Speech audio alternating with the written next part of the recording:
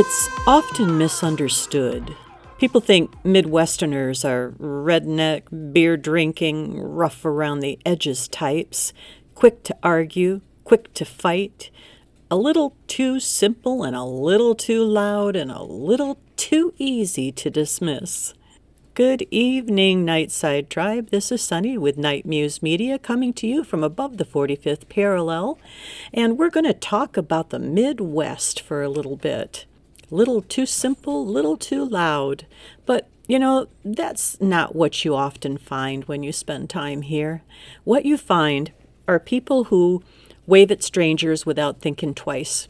People who hold doors longer than they probably should. You find conversations that start with, "How you doing?" and they actually wait for you to answer. It's not loud kindness, and it's not the kind that looks for attention.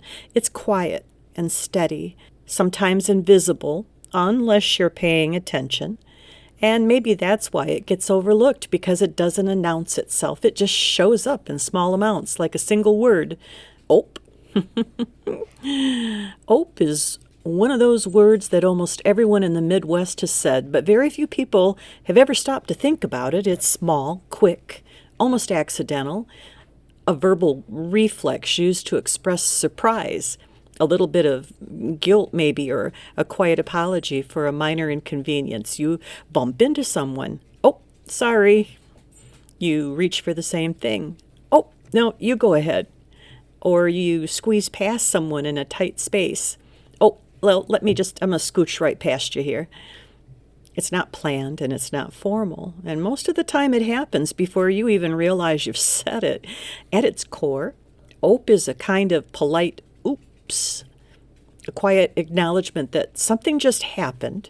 I didn't mean it, and we're still okay.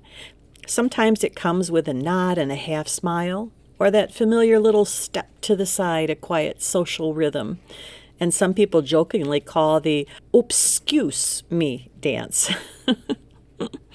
No one can point to an exact origin, but many believe it evolved from oops or whoops, shortened over time, smoothed out in everyday speech until it became something almost effortless.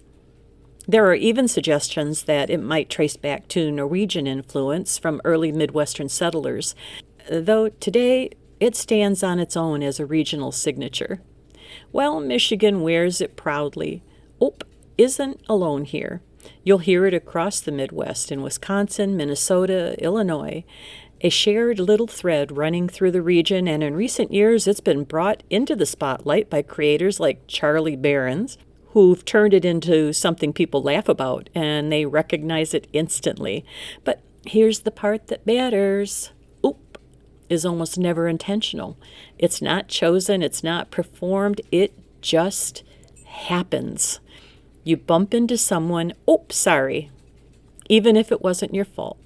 You reach for something at the same time, "OPE, go ahead," even if you were there first. And maybe the most telling moment of all, you drop something, no one else is around, and still, OPE.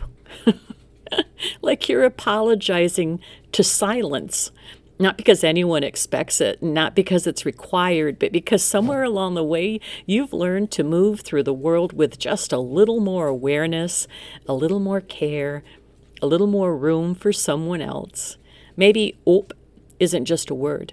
Maybe it's a quiet signal that in some places kindness doesn't need to be announced, it just happens. Follow the signals, question the noise, and I'll see you on the night side.